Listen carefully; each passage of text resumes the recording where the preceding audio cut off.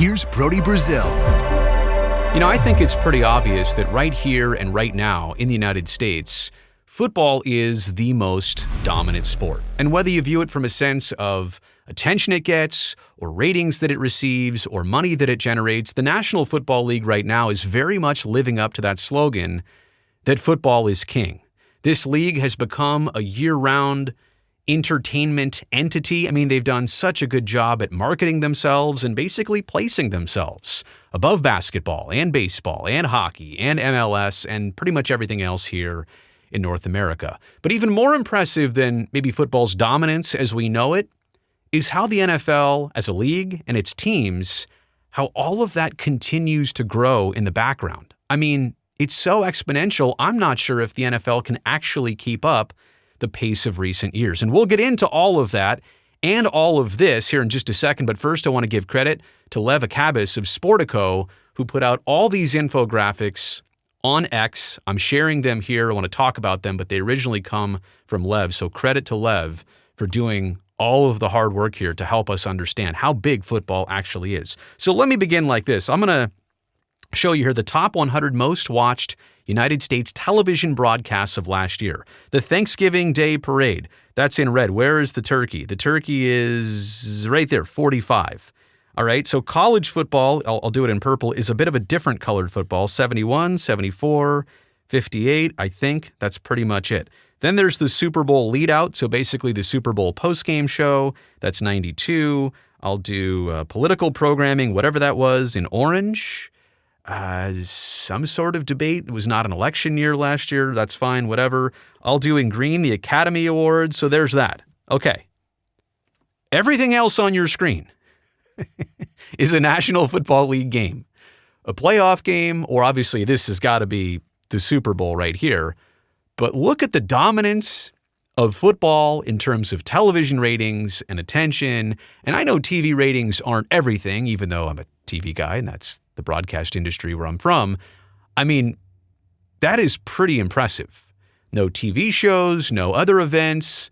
Like the Academy Awards are on there, but none of the other award shows are on there. It is hard to believe, but really it's not, that football has dominated the television landscape like this. And college football, again, there's only 3 total college football games right there.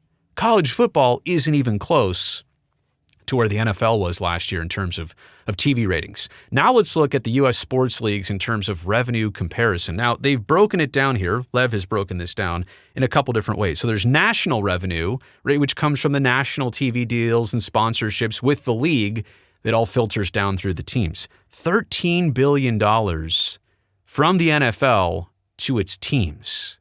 That's just the national revenue. But they're still pretty good here on seating and suites. I understand this is probably really small on your screen if you're on a phone, so I'll try and talk you through it. Team sponsorships, the NFL still does pretty darn good there. Local media is where the NFL doesn't even really need it. In fact, they're well below most of the other leagues, minus MLS, but even well below the NHL because the NHL has local media televise their games. That's how the NHL actually gets a lot of money, but football doesn't rely on that. And then concessions, parking, and everything else, they're way ahead. The point is here, if nothing else strikes you here, the national revenue for football, the league does this job. The league filters that money to its teams. That national money for the NFL is huge. And the NBA at $4.5 billion, pretty respectable. $3 billion for Major League Baseball, okay. And you can see where something like baseball, that's in green, seating and suites, well, that's what happens. $3 billion, that's why baseball leads in attendance and requires attendance. When you have 162 total games, 81 home games, you make a certain amount of money on all those tickets and all those suites. But again, football dominating in team sponsorships and concessions and parking and merchandise, I would imagine, and everything else. So look how much money the NFL is generating and how they're generating it compared to everything else. There's really only one other thing that's noteworthy here, and that'd be baseball. So baseball makes a lot of money on attendance, seating, and suites. They also make a lot of money on local media, play a lot of games, have those local deals, those regional deals with the cable outlets to put on the games, and that's how baseball makes money. So here is that national revenue distribution per team. I said the NFL, was it like $13 billion? So you split that up among all the teams, This is the piece of the pie. Look at $180 million back in 2012. So this is the growth that I'm talking about here. That growth is tremendous. I mean, owning an NFL team, this is basically the check you get for owning the team in 2023. Before you even make a dime, you get $400 million. Now, depending on what you bought the team for, that's a different number. If you bought it a long time ago, man, $400 million is probably more than you might have even bought it for back in the day. But look how this has just gone up from 180 to $402 million. It's more than doubled in the last dozen years. That growth, that income, that revenue on the national side of things is just unbelievable. And so here, it's actually, you know what? It's closer to $14 billion. Here's the NFL's total revenue breakdown for last year. And again, local media is the small piece of the pie, but sponsorships are pretty big. Seating and suites, that matters. The stadiums and what the teams are trying to do there. But the central revenue, those big national deals and endorsements, that is where the NFL has become such a behemoth. Now, let's take a look at the top 10 NFL operating profits. These are the teams that are not only cashing the national check, but they're also making their own money. And the Dallas Cowboys, from what I understand, it's their stadium situation and probably merchandising and revenue and attendance from other places, but $510 million. Now, you understand, if you own the Cowboys, the value of the Cowboys goes up in addition to the operating profits. So it would be like, let me just spell this out. If you own a home, right, you don't make money off owning the house year to year because you probably spend a lot of money. Oh, you need a new roof. Oh, you need a new water heater. Oh, you need a new dishwasher. You're spending money, but you're also understanding that what you're spending on maintenance and upkeep, it's all going into the value of the house typically going up. And when you sell it someday, you'll make a lot more on it than you ever actually paid for it. But thing is, and kind of the problem is here, owning a house is different because unlike a sports team, you can't really make money off your house unless I guess you're renting it in some way, shape, or form. And you can't also sell part of the team. Now, the NFL has opened it up for investment partners to buy into NFL franchises. That's how you can make money. You can sell 5%, 10%, 15% of your team and cash in on a bunch of that new money, that new liquid asset that's coming your way, right? So if you own an NFL team, the value is one thing, but the operating profit, and just look, I mean, the Cowboys are well ahead of everybody else, but even a team like the 49ers cashing in $175 million last season. In addition, oh, by the way, in addition to that $400 million I told you about from the league. So it kind of brings up the idea of the value to revenue multiples for different sports, like the value of the team and the fraction of that, which is your average revenue for 2023. So basically, the average value of an NBA team, to spell this out, $4 billion, the average revenue is about $362 million. That is pretty darn good, right?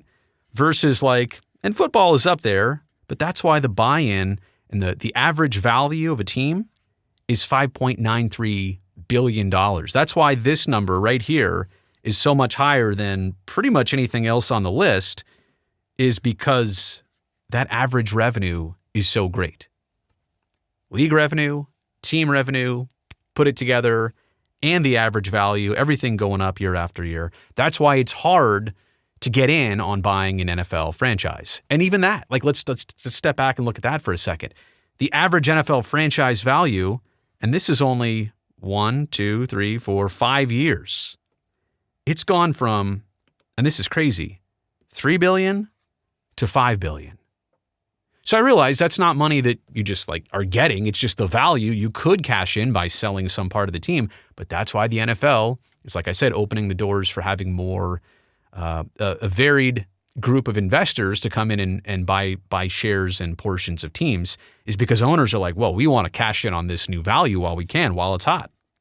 But look at that trend right there. Wow. I mean, imagine if you had $3 billion in 2020 and you invested it, you could almost have doubled your money in 5 years. Where else can you do something like that?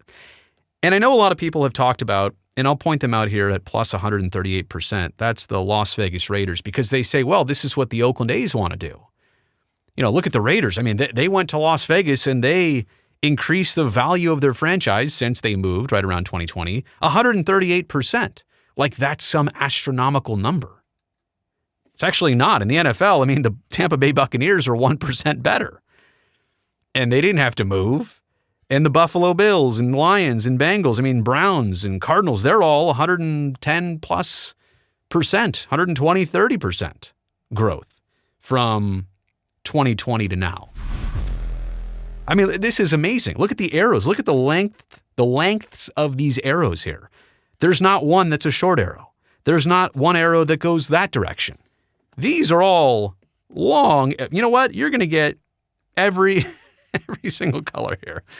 Like, these are long arrows. This is growth for everybody.